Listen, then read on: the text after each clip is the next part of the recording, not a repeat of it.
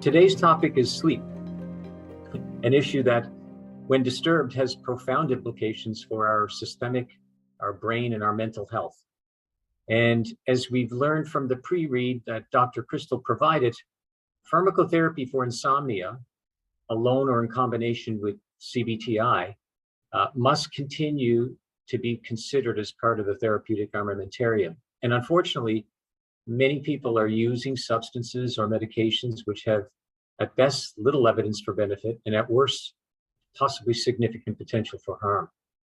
And also in that pre-read, it was evident that there are significant knowledge gaps and anxieties about the proper usage of these treatments among clinicians, and hence we have truly a renowned expert here today on the topic of sleep, and in particular insomnia, to speak with us today. As I was talking to Dr. Krystal just prior to opening up this session, this is something that comes up almost, if not daily, almost every day with many of our patients. So this is a really important talk and one we've been looking forward to.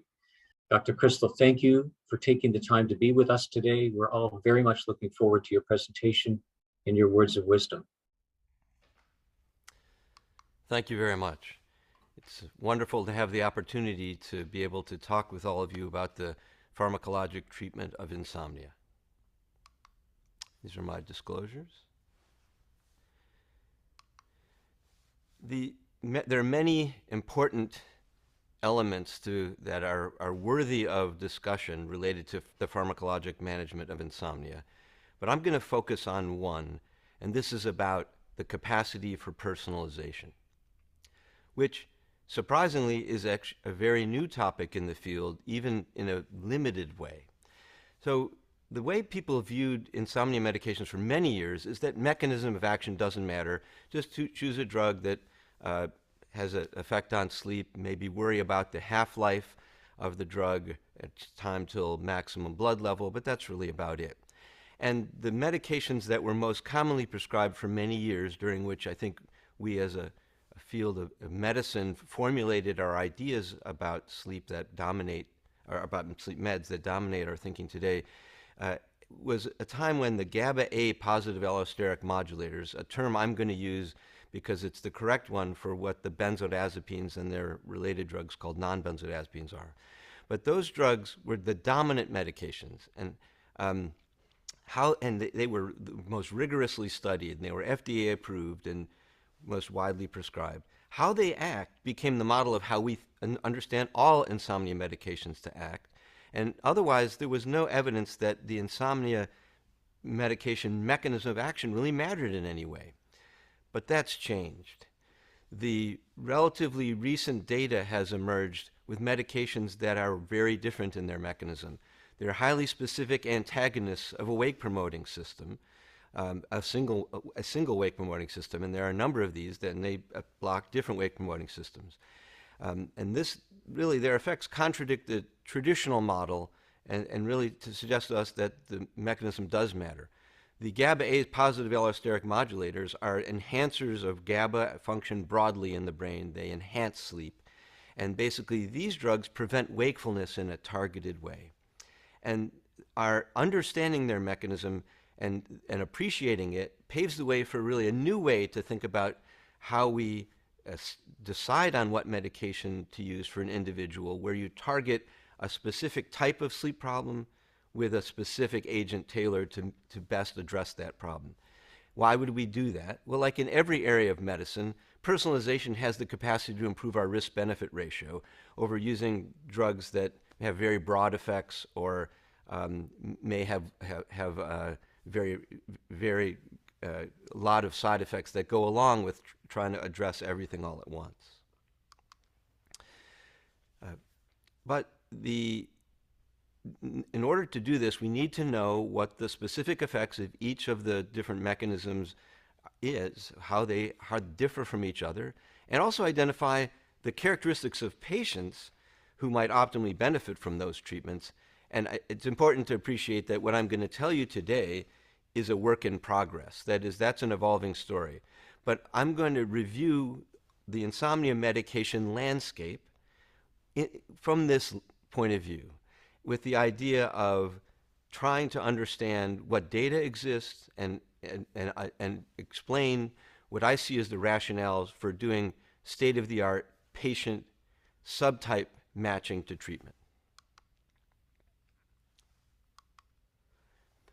Brief overview of the types of insomnia medications as I see it, and there are some others that people are aware of that aren't here because they haven't been studied to any significant degree or aren't used in broad amounts in clinical practice. So one class is called Hypocretin-orexin antagonists, I'll tell you about.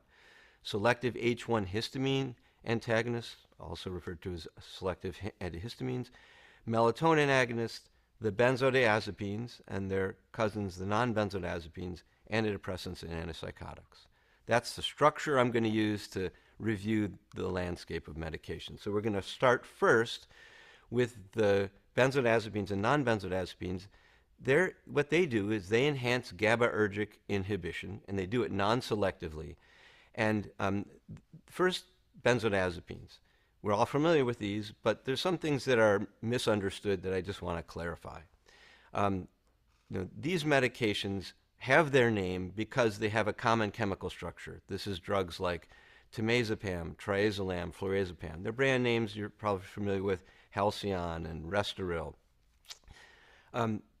So these drugs bind to the GABA-A receptor, and the GABA-A receptor is a channel that crosses the neuronal membrane, consisting of 5 proteins, and chloride flows through that channel from its high concentration outside of neurons to its lower concentration inside of neurons when the channel opens. So, and what GABA does when it binds to this receptor is it opens the channel and allows chloride to flow in, making the inside of the cell more negative than the outside, which is also referred to as hyperpolarization. And that makes it harder to fire an action potential. You're farther away from the threshold needed for that to occur, and so that creates inhibition. It is the primary mechanism of inhibition in the central nervous system. So this occurs really broadly. Now, the benzodiazepines are all related chemically, but the site on this complex of proteins where they bind is referred to as the benzodiazepine binding site. And I have to just address a pet peeve of mine. Many people use the term benzodiazepine receptor agonists, and there's no such thing. That benzodiazepines bind to a GABA receptor, and the benzodiazepines, if they bind to this receptor and GABA isn't around, they do nothing. So what they do is just enhance the effect when GABA does bind. So the correct term, as I mentioned before, is positive allosteric modulation, which is changing the conformation of the proteins to enhance an effect, in this case inhibition. So these drugs are chemically related, and they achieve the effect that I just described. Now there's a set of medications, sometimes referred to as Z drugs, sometimes referred to as non-benzodiazepines, zolpidem, zaloplan, eszopiclone. That's Ambien is the brand name for zolpidem, and eszopiclone is Lunesta. And these are not related chemically to the benzodiazepines, so it's not correct to call them benzodiazepines. But their mechanism of action is the same. They bind to the same site on the GABA-A receptor complex and enhance its inhibition, and they bind to different distributions of these GABA-A receptors throughout the brain, but so do all of the benzodiazepines and vary from each other.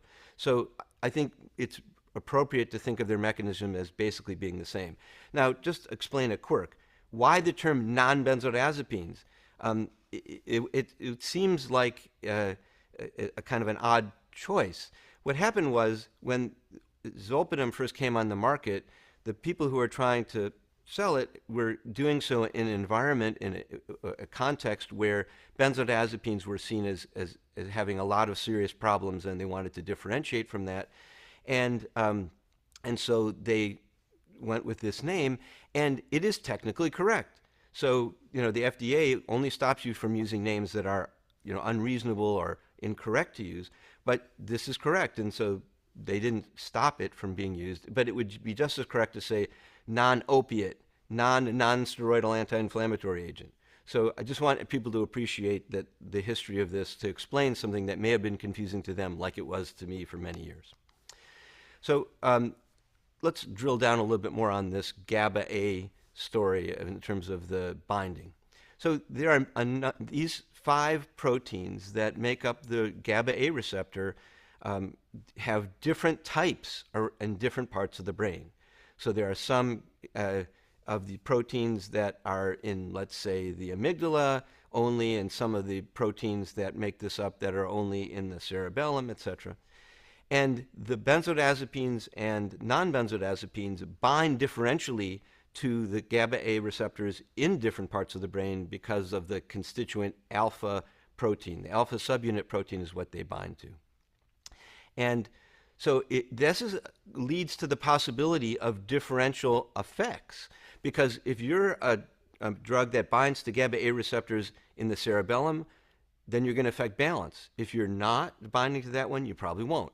If you bind to the GABA-A receptors strongly in the amygdala, then you reduce anxiety, and if you don't, then you wouldn't have that type of effects. That's been very clearly demonstrated in animal work, not so much in humans. I'll tell you what we know in humans. This is just a picture of the GABA receptor, again showing the 5 proteins. This is like looking down at a cross-section of the receptor. And you can see the chloride flowing through here. This is where barbiturates bind. This is where benzodiazepines bind. It's like right on the border between the alpha subunit and the gamma subunit. And now I want to just show you some imaging data from mice. I'm not a mouse expert, and it's not important for you to be either, to appreciate that these alpha subunits come in different types, and they're in different parts of the brain. They're in different parts of the rodent brain, and they're also in different parts of the human brain. So if you bind to alpha-1, you're going to have effects in regions different than if you bind to alpha-5. And that's the key point here. And it turns out that the medications that we use have a differential binding and differential effects as a result.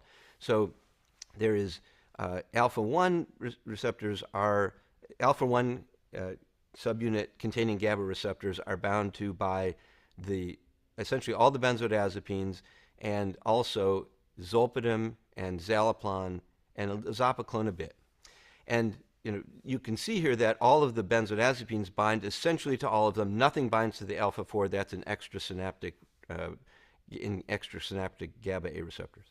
So, but the interesting story here is that of the drugs, the eszopiclone has a different profile. Eszopiclone, which is the S isomer of the drug zopiclone, which has been available in Europe and Canada for some years, that drug has binding to the alpha-2 and alpha-3 subunits, which turn out to be in the amygdala and other related mood circuitry. And it is believed that because of that, it has anxiolytic effects and probably antidepressant effects that the other not so-called non-benzodiazepines don't have. And that was hypothesized, and then there's some data to suggest that it's true. A number of placebo-controlled studies were carried out with eszopiclone where it was added to standard therapy for conditions. So people with depression were given fluoxetine plus either eszopiclone or placebo. They were randomized to either placebo or eszopiclone. And the same was done in generalized anxiety disorder, a similar sort of thing, and a number of other conditions. And we found that the eszopiclone not only improved sleep, but also improved the depression in people who had depression. It also improved anxiety in people who had generalized anxiety disorder. And it was independent of the effects on the depression or anxiety, because if you remove independent of the effects on sleep. If you remove the sleep items from the rating scales, you still get a significant effect on depression and anxiety and other things. Now, notably, the exact same studies were carried out with zolpidem extended release. It was added to an SSRI, a serotonin reuptake inhibiting drug, and some people were randomized to that, and some people randomized to placebo in exactly the same way. And the Ambien improved sleep, but it did not improve depression or anxiety. And that mirrors what was seen in animals based on subunit binding and based on clinical data where there weren't any anxiolytic effects of zolpidem, but there are of eszopiclone in standard animal models for anxiety. This is just to show you data from that study. of depression that I talked about, where in the left side of the figure here we have the sleep outcomes. It's very obvious and expected that eszopiclone improved total sleep time compared to placebo. It improved all the sleep parameters as it did across many studies. But what wasn't expected was to see a several point improvement in the Hamilton Depression Rating Scale and the percentage of remitters in a range that's comparable to what many drugs we think of as robust augmentation agents for depression can achieve. So just to summarize the target subtype, and I'm going to be doing this for each of the types of drugs. I'm going to talk about the mechanism and what data we have, and then tell you who I think is the target subtype patient for that mechanism. These drugs are the most efficacious sleep onset therapies that we have. And they have side effects because they're so broad in their action, which include balance problems and memory problems. They have abuse liability. And so generally we'd prefer not to use them if we can use a more specific and less side effect linked alternative. But for some people with severe sleep onset problems, there really isn't any good alternative. They do have some effects on maintenance. I think we have better alternatives for maintenance.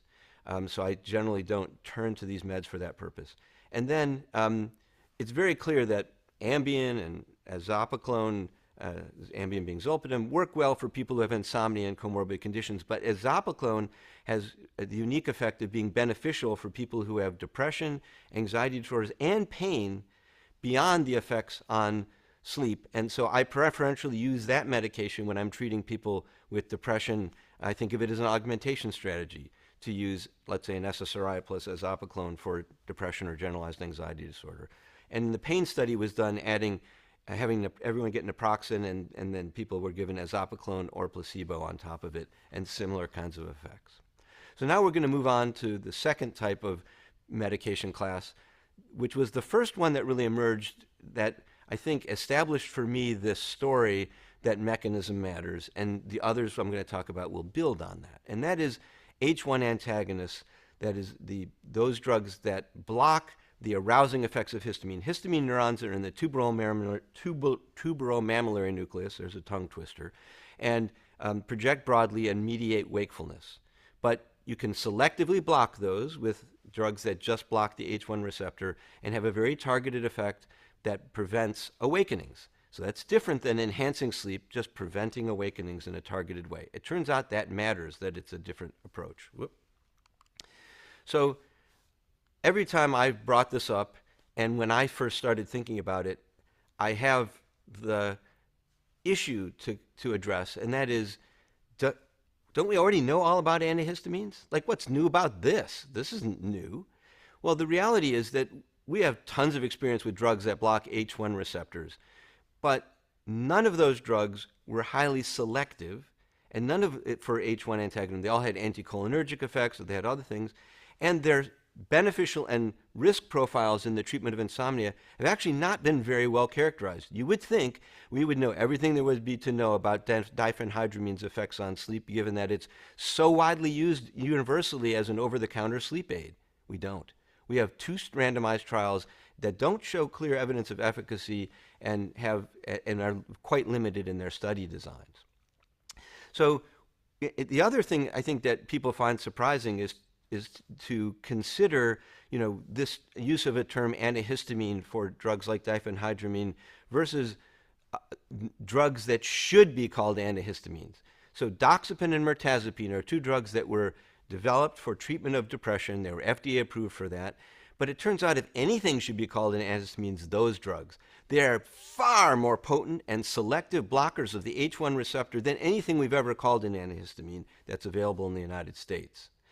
And because of that, because there's such a greater binding to histamine receptors than anything else, it should be possible to find a dosage where let's say doxepin, for example, has an effect on histamine receptors and nothing else.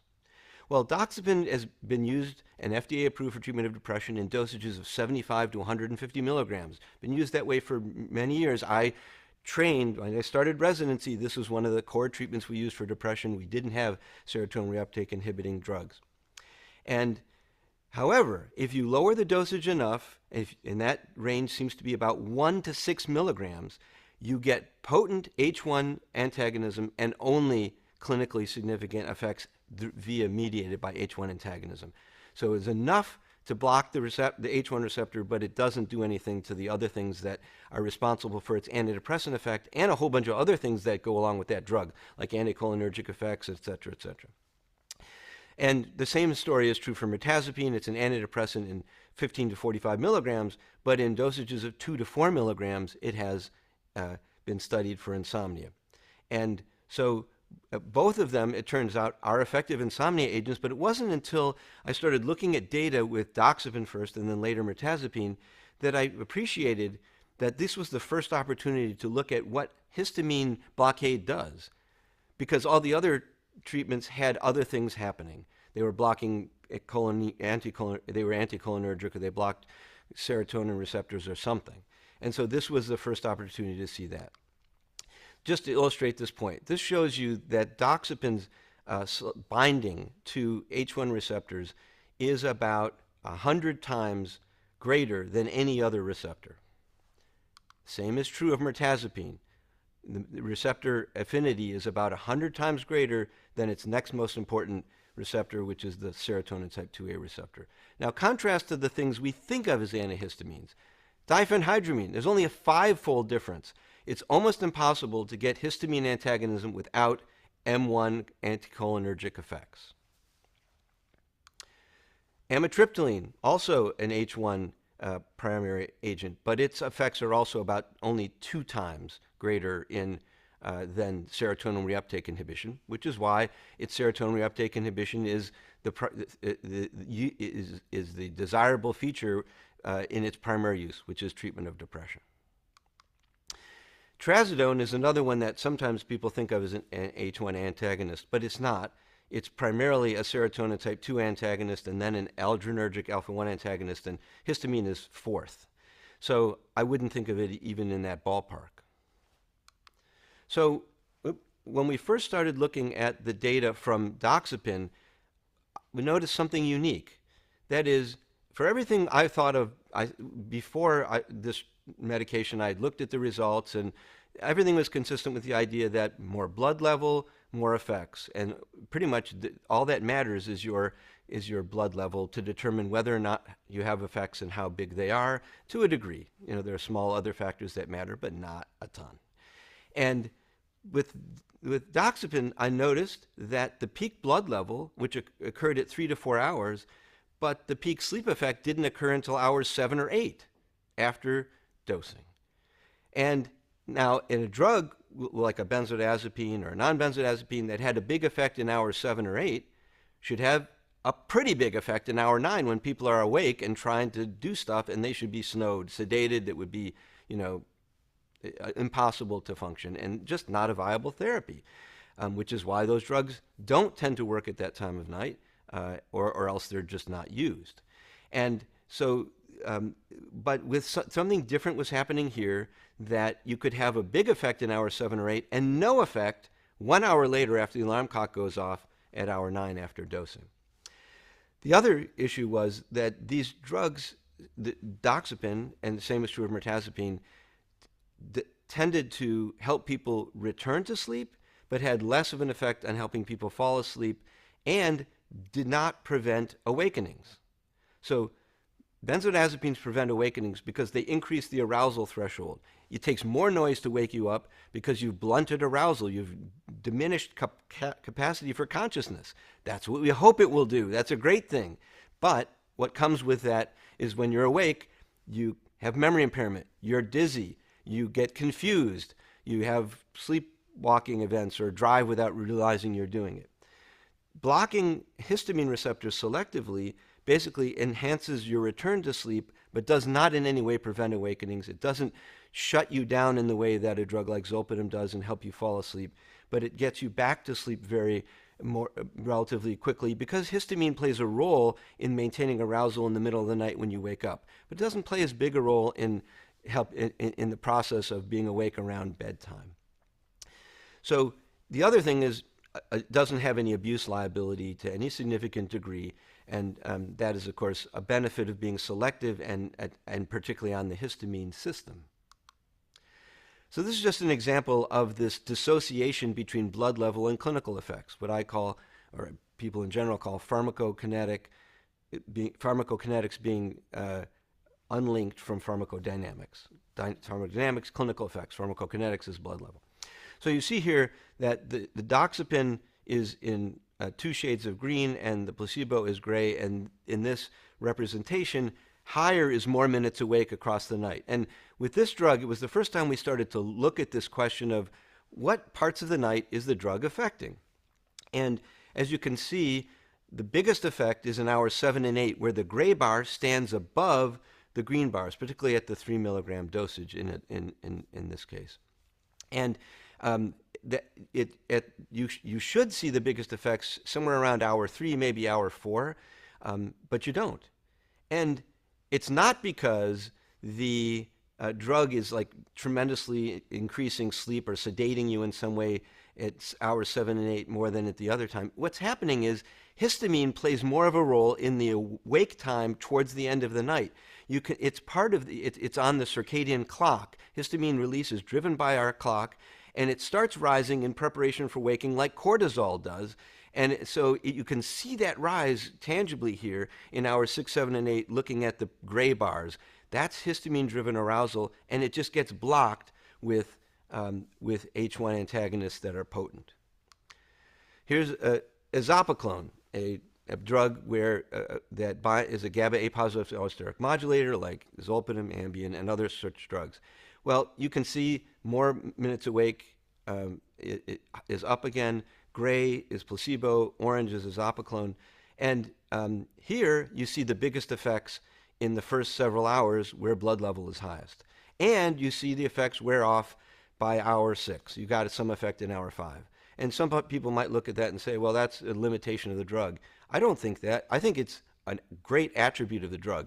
This is what you want to have happen if you have a drug whose blood level drives clinical effects and you want to not be sedated in the morning. If you had a big effect in hour 8 because you have exponential decline in blood levels, you'd have a pretty big effect in hour 9, which is when you want to be awake. So this is a good drug for helping people primarily fall asleep and somewhat stay asleep, but not towards the end of the night. It won't help. We have the same data with zolpidem and other agents that show the similar curves. But this is just evidence of lack of effects in the first hour after waking that happened with doxepin, despite having its biggest effect in hours 7 and 8. And, an hour later, when standard tests for impairment are given, this is the digit symbol substitution test, the symbol copying test, and the visual analog scale for sleepiness, which are the standard triad the FDA requires for assessing adverse impairment due to insomnia medications. And there's absolutely no effect on these measures in either time point in any of the studies evaluating doxepin. And going along with that, we also see adverse effect reports being lower, right? Those measures were assessed in every single person in the study. Here we have the usual adverse effects reporting. Somebody has a problem, they tell you. If you don't ask, though. So some people might not think to mention it. So it's a less sensitive measure. But you see, doxepin is no more likely to cause morning impairment as an adverse effect than the other drugs that are used that don't have an effect in hours 7 and 8. And to me, that was a remarkable indicator of something different going on. Because it is a selective blocker of H1 receptors, it also has a unique side effect profile that comes with that. This is the benefit of tailoring. If you can have a specific treatment that is specifically tailored to a person's problem, then it could have a more surgical strike on your problem and therefore fix that without having broad effects on the central nervous system or other elements of physiology that you might not want. So this 3-month elderly study was the only study I've ever done where the adverse effects of placebo were greater than the adverse effects of the drug, primarily related to headache being lowered in the drug. But in 3 milligrams, which is the FDA-approved dosage for insomnia for older adults, it is remarkably safe and effective and has a fantastic risk-benefit ratio. It's also very good in younger adults. and where the FDA recommended dosage is 6 milligrams, and you can see a very good side effect profile that does not differ much from placebo. That's the benefit of a selective mechanism and tailoring. So my argument here is that this is clear evidence that mechanism matters. In this case, this is the first one that sort of drove it, and it led to me developing a story based on the available published literature. And the story is that what differs about these drugs, the histamine antagonists from the benzodiazepines and non-benzodiazepines, is that the effects depend on things other than just blood level, and what they depends on the system that you're affecting. And for histamine antagonism, it's one, the degree of activity in the wake-promoting system you're blocking, in this case histamine. If there's no histamine release, blocking histamine receptors does nothing. Well, histamine is released a lot towards the end of the night, and there's a time particularly ripe for therapeutic effects. The other issue is when you selectively block a wake-promoting system, there are other parallel wake-promoting systems that can keep a person awake that aren't blocked. Orexin, norepinephrine, dopamine, serotonin, acetylcholine, histamine. So, what happens is you've got histamine blocked, the alarm clock goes off, and it's playing a big role in being awake towards the end of the night, and pretty much nothing else is. And so then the alarm clock goes off, and then all these other systems come online. You have more histamine release, which overcomes the blockade. You have release of orexin, and norepinephrine and dopamine and all these things that then can keep you awake even though histamine is blocked. And if you get anxious or you're under stress, you get release of norepinephrine and other things that may mean that the effects of the drug are likely to be dependent on not only circadian rhythm, the time of day, but also context like are you under stress, are you under other things. And the fundamental idea is that these drugs are likely to have therapeutic effects when the system you're blocking is active and the other parallel wake-promoting systems are off. And that's the end of the night. So that's different than what we see with the benzodiazepines, and the specificity of it can give us beneficial effects. So who would I use this drug in, or H1 selective antagonists in general?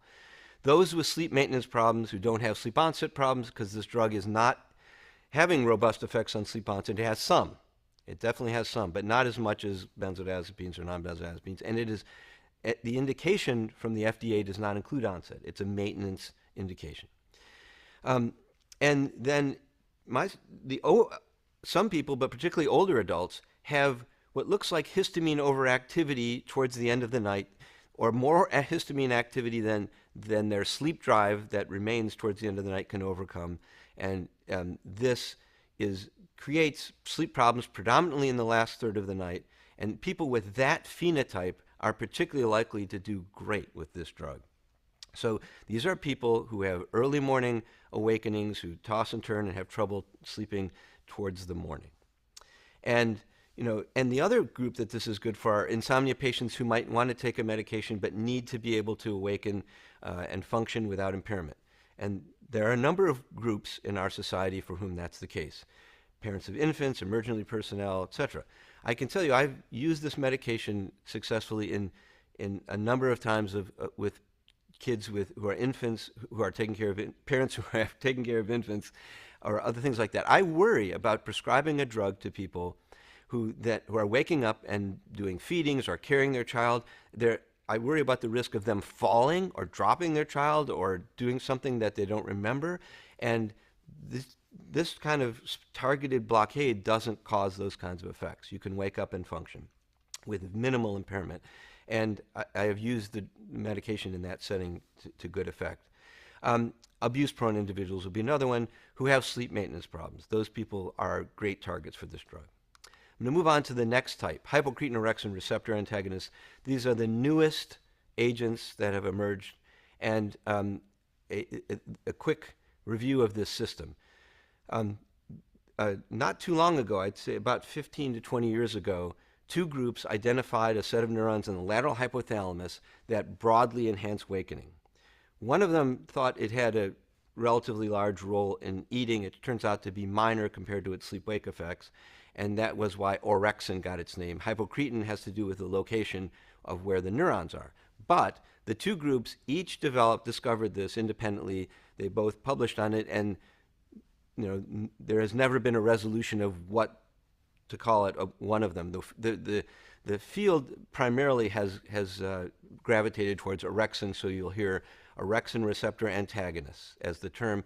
And there are two types of orexin receptors, and they block these drugs that I'm going to talk about block both, so they're called dual orexin receptor antagonists, or DORAs. And there's three of them. I'll tell you about them in a minute. Now, in terms of specificity of effect, you can see in the figure on the left all of the neurons in the brain that release, this is an animal brain, of course, that release this wake-promoting peptide, and it's not very many. So I gave this talk once, and I said, there's about 10 to 20,000 neurons in the brain that release this, and the person said, no, you're wrong. It's closer to 50,000. 50,000 out of all the neurons, that's nothing. Just think of how many neurons you affect when you enhance GABA inhibition with a benzodiazepine, right? This is a very targeted intervention. And while these neurons project broadly, they project specifically to the key wake-promoting areas of the brain and mediate wakefulness on the clock. The clock is our biological clock that is in the suprachiasmatic nucleus of the hypothalamus, turns on when it gets to be biological morning and activates Hypocretin-orexin neurons to help us be awake in the morning, and then those neurons shut off, driven by decreased clock input to them when it gets to be biological bedtime. So there are three of them. I have a typo here that says two that are FDA approved, and the most recent one was approved just within the last 6 months. They're suvorexant, lemborexant, and daridorexant. And they are available and can be prescribed, I believe all three of them, even daridorexant now. And it turns out I can make this story way shorter than the histamine story because they have a profile very similar to the H1 antagonists in many ways. The principles are the same. And one of the reasons for that is because towards the end of the night, there is some activation of these orexin neurons, which then drives histamine in mediating the effect. So you can block it at the orexin neuron receptor level or at the histamine receptor level. But histamine receptors are activated by other things, and they have some differences that are important. And this is related to the fact that there are two different peptides, and they have different things they project to. So these drugs have a more robust effect on sleep maintenance than onset, but they do have a robust effect on sleep onset. So this is a selective wake-promoting system antagonist that helps both onset and maintenance. These drugs decrease wake time in the middle of the night, that is wake after sleep onset, WASO, but they don't prevent awakenings, just like the H1 antagonists. They have big effects in the last third of the night without substantially impairing people in the morning afterwards, for the same reasons as the H1 antagonists. And they don't meaningfully increase the threshold to arousal in terms of sound, so they don't block awakenings. And they do have some cognitive and motor impairment, which is a difference than histamine, but not anywhere near as much as the benzodiazepines and non-benzodiazepines. And again, unlike the histamine H1 antagonist, there is some abuse liability, but relatively limited. So one of the studies with one of the agents found that in terms of if you get polysubstance abusers and you give the drug to them, they like it. And that's how we assess whether drugs have abuse liability. How much would they pay for it? Do they like it? And then describe it, and that gets characterized. So it was similar to the FDA-approved dosage of Zolpidem, the low dose of it. But as dosage increases, the liking for Zolpidem goes up, and it does not with the Hypocretin-orexin antagonist. So it's self-limited and relatively modest. Of note, and related to these drugs, the NIDA and the Alcohol Institute, the National Institute of Drug Abuse, and the NIAAA, the Alcohol Institute, they are funding a huge number of studies of these drugs, many studies, as investigators for treatments for substance use problems.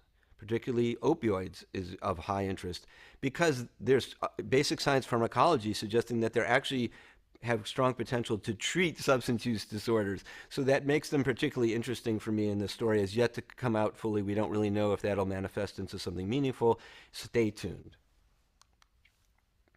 This is just showing you this same kind of graph I showed before, where minutes awake is plotted here, and this is a change rather than absolute minutes awake change from baseline. And higher is more wake time, and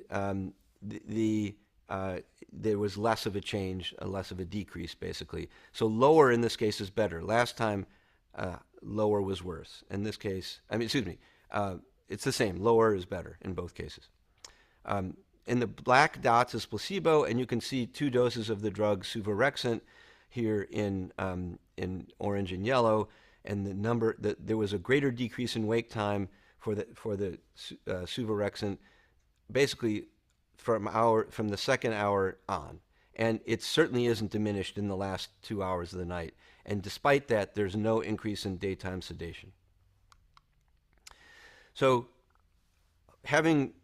keep in mind all the things I said about selective H1 antagonist and doxepin,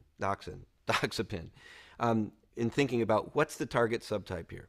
Well, like H1 antagonists that are specific, these are great drugs for people who have trouble sleeping in the last third of the night.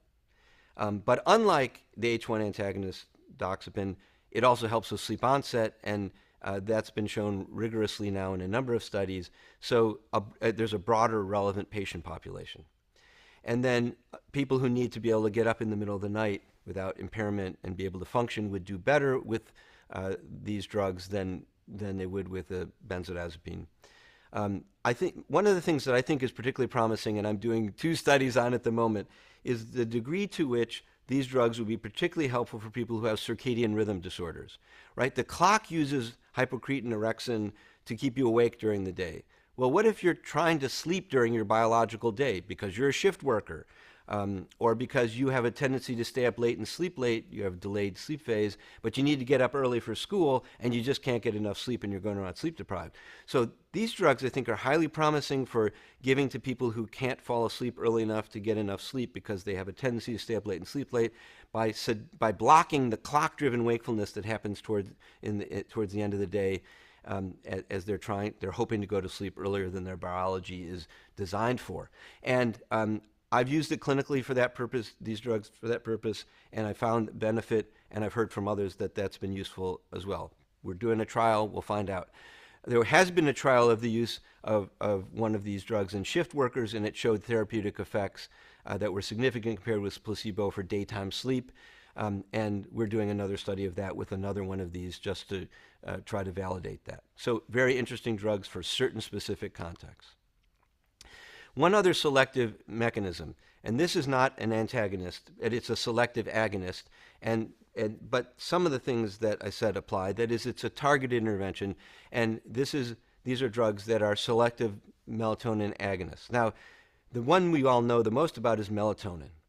Melatonin binds to a whole set of receptors, membrane-bound and intracellular, and in the intracellular ones change protein synthesis, and it does lots of stuff. It's a hormone. It is a hormone and functions like hormones function, having intracellular receptors and all that, diffuses into cells, does stuff, complex stuff.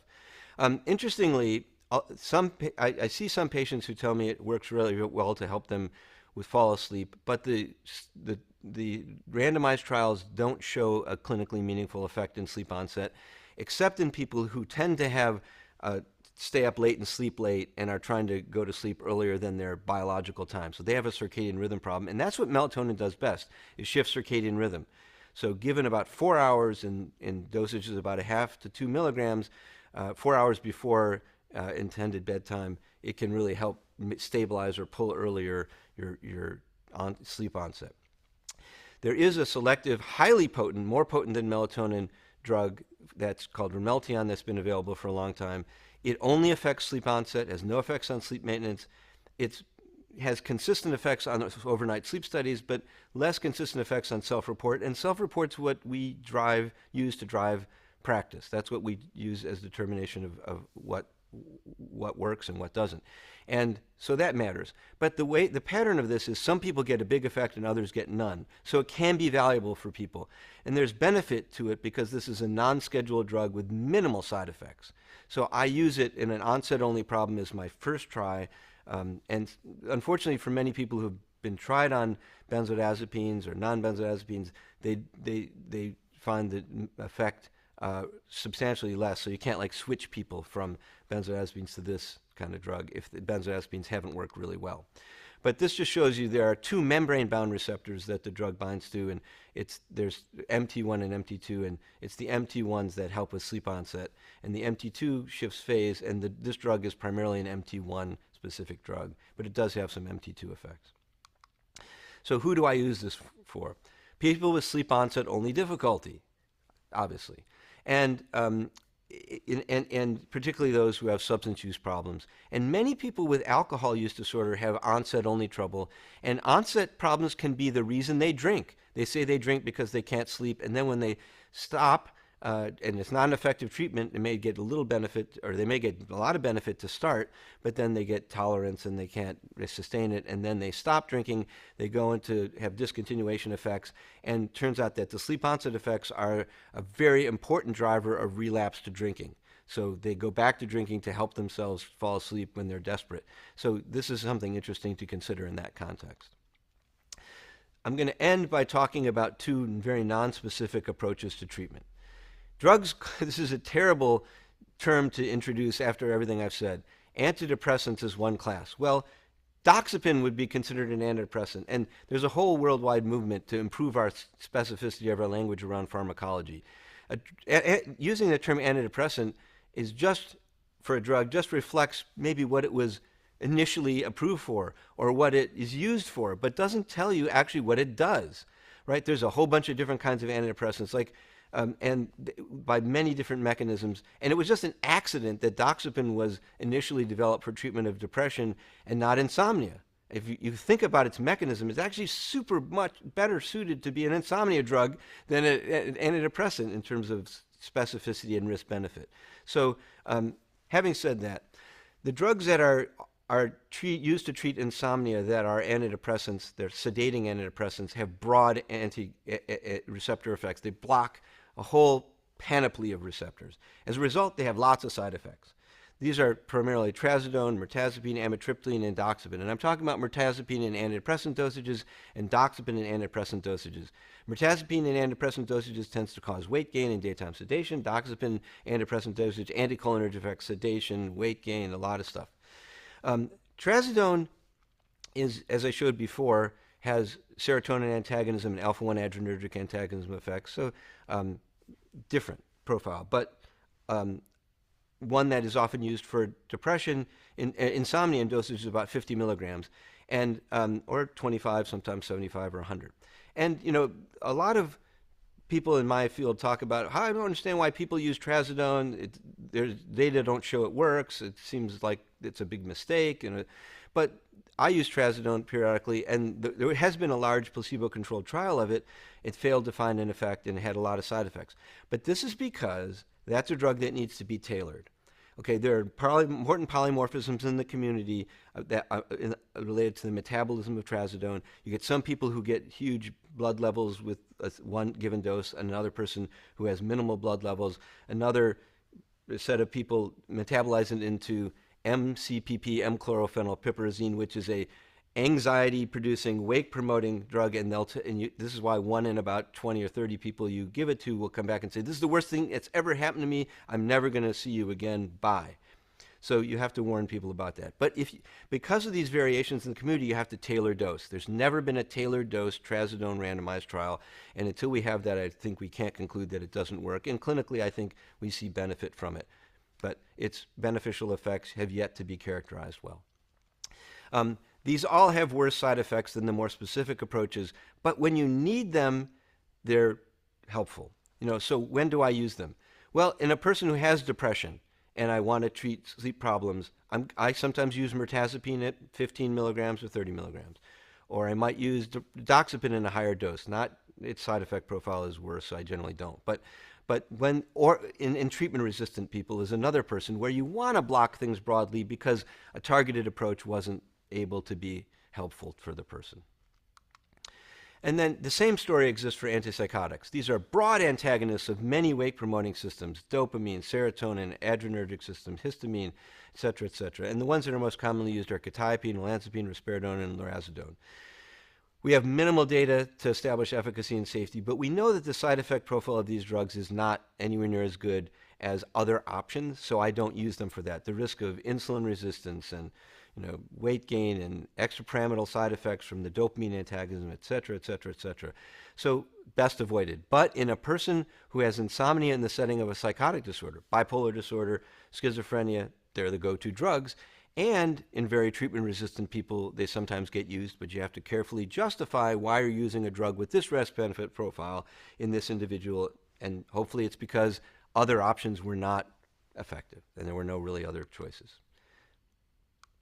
So I'm going to end by making the plea to consider the idea that mechanism matters and to accept the capacity to do some tailoring of your treatment. Many people use a one-size-fits-all approach to treat insomnia. They say, I get asked this all the time, what drug do you use when you treat insomnia? I say, well, that's like asking me, what antibiotic do I use when I treat infections? Depends on the kind of problem. If it's an onset problem, if it's an end of the night problem, if it's a middle of the night problem, if the person is a substance prone individual, if the person needs to wake up in the middle of the night and function, et cetera, et cetera, et cetera. So I choose the drug based on the type of problem that I see. And granted that we can only do this to a limited extent now, but I think by taking that into account, we can do way better with helping our patients than we could without doing it. We can improve the risk-benefit ratio and improve outcomes. Well, sir, you've been very generous and gracious with your time tonight, and it was just superb. Excellent overview and really, really helpful clinically. We thank you. My pleasure. I really appreciate the opportunity. Thank you very much.